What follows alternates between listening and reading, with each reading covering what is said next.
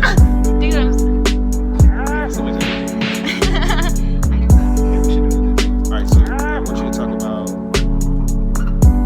the school growing up in China. Alright, y'all. This is Back in Black in Hong Kong, and I have a very special friend with me. Hi everyone, I'm Shannon. This is my friend Shannon from China, but she studied abroad here in Hong Kong. So we've known each other since like the first week. So we go kind of way back. This is like early, middle January. So we've known each other for a while now, heading into April. And she will be my first guest on Black in Hong Kong. So honored. Alright, so the first topic that we're gonna cover is the beauty standard. Comparing the beauty standard between Hong Kong, because we are in Hong Kong now, but she's born and raised in China, but she's also done a study abroad in America, in Texas, which is where I'm from. So I want beauty, there is no objective view on beauty, and I want to talk about the subjective views on beauty based on the country. So if you could talk about the Chinese standard of beauty.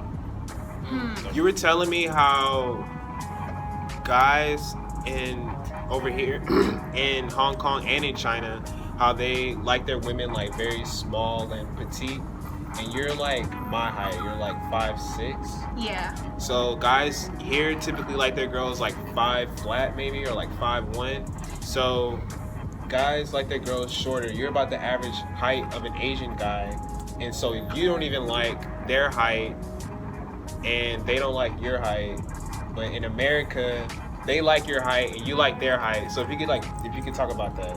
Yeah, definitely. So I think it's a genetic thing. The guys here, they're like, they're averagely shorter than like guys in the States. I guess that's why they prefer their girls to be smaller. So they can protect their girls and like make them feel like secure. And if you're a girl and you're taller than your guys, I mean, it's not just in China or Hong Kong, like in any other country, it's the same. Like guys don't like that unless you're into that, you know? You know what I mean? Let me just add this. Maybe they just feel they don't necessarily don't like me because I'm taller than the usual girl. It's just because maybe they're a little bit intimidated because I'm like, big, not macho, but like I'm bigger than usual girls. Okay, so like how do you feel about that? Like knowing that guys are gonna be more intimidated by you. Like could you compare like guys being intimidated by you here and compared to America? How guys in America do it? I would say that because I actually have a lot of like Asian male friends here, and I remember from time to time they would tell me like, Shannon, you're acting like a dude. Like they just treat me like guys, and I feel really comfortable around them. But they told me that if they would find a girlfriend, they would be nothing like me because I'm just like a little bit too crazy for them, But like I'm fine with it because that's who I am, If you can't stand me, then just. So could you talk about that? Like, so I think, and I can kind of see that how the guys here they want like girly girl kind of girls, and I guess you wouldn't like consider yourself like girly girl and like small and like very feminine. So could you like talk about that? Because like the girls here, they seem like very girly, like still into like Hello Kitty and like they hold hands and stuff. Like even at like 20 years old.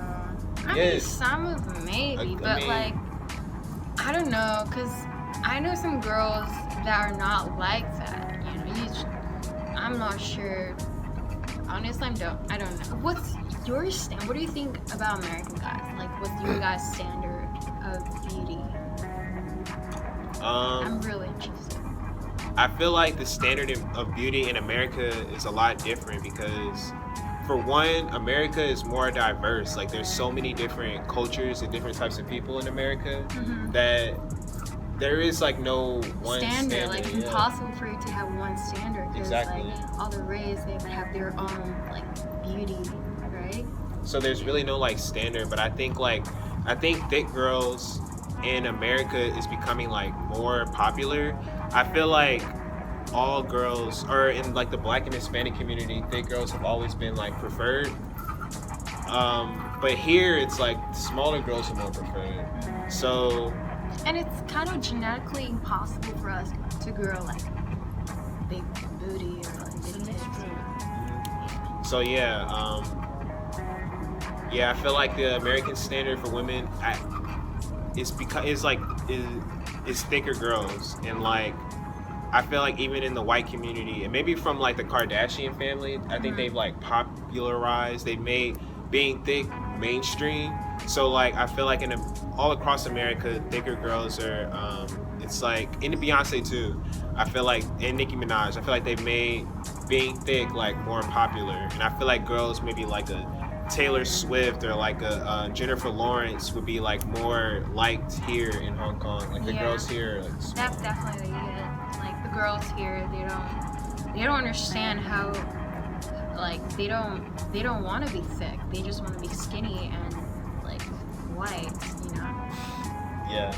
So like I have a question for you. Okay. So what do you predict the trend in like 20 years? Do you think American culture, you know, would shift to something else? shift to like prefer like skinnier girls in 20 years? That's an interesting question, and I don't know, but I do know that America is browning, which I don't know if you're familiar with that. Like Hispanic, well, just other races aside from white races are becoming more popular. So the minority is becoming the majority. So I feel like mixed girls would be more of the preference, since there's going to be more of them than there are like whites. I feel like everybody's going to start mixing together, and the girls, just everybody, even the guys, everybody's just going to be of something else. Everybody's going to be mixed with other stuff, and I just feel like there'll be so many different types of like physical types that there won't be a preference. There'll be even less of a preference than there is now, I think. You think so? I think so. Which I think is really dope. That's a cool. Alright, so now we're gonna talk about Shannon's experiences growing up in primary and secondary school, or what do you guys call it? Primary and Middle school. No, you guys call it secondary school. No, we call it middle school. No, you don't. All right, whatever. Primary and grade school. We're gonna talk about Shannon's experience in grade school. Grade school. I don't even know what that means, but okay. Well, before college, everything before college. Everything before college. That's Yeah. the long answer. Cool. So basically, I started to live in a boarding school when I was in middle school because my parents, they were too busy working, so they didn't have time for me. So I have to stay in a boarding school. Like ever since a really young age, I was used to being away from parents, and that's why I was really independent from a really young age. And I guess it's pretty good for me because, you know, like I'm more independent. I know how to take care of my own business, like to buy groceries, wash my own clothes, and, you know, making new friends because I have to survive in this world. But it also have like really negative effects on me because I'm not as close to my parents as those friends who used to live with their parents ever since they were a kid. Yeah. Okay. So I feel like I met a few people from the mainland. We call China the mainland. So I met a few people from the mainland who went to boarding school. So is going to boarding school common in China? Because it's not very common in America. No? No, not at all. So is it pretty common in China? I would say so. Well, the high school I went to, like 80% of the people live from campus. It's mainly because like we have to study for long as hours, like from 6:30 in the morning until like 9:30 at night. So there's no point for your parents to come and pick you up. It's better to stay on campus if your house is like 30 or 40 minutes away. You know, I guess it's mainly because the school and your parents want you to study using as much time as possible. Okay. That's why they want you to be on campus. Yeah. Okay. See, that's interesting. Like, nobody stayed in school. There was no on campus in high school, or at least like in public high school, in the place I was from, I don't think I've ever met anybody from boarding school. Like, and if I have, it's so rare that I don't even remember them. So it's really interesting that like the majority of high school students go to boarding school, and like nobody does that in America. I guess that's the culture difference. All right, so that's it for episode 2 of Thank Black. you for yeah. That's it for episode 2 of Black in Hong Kong. This is my friend Shannon, my close friend Shannon, and thank you guys for watching. That's it. Alright, I'll just say it. 下次再见。All right.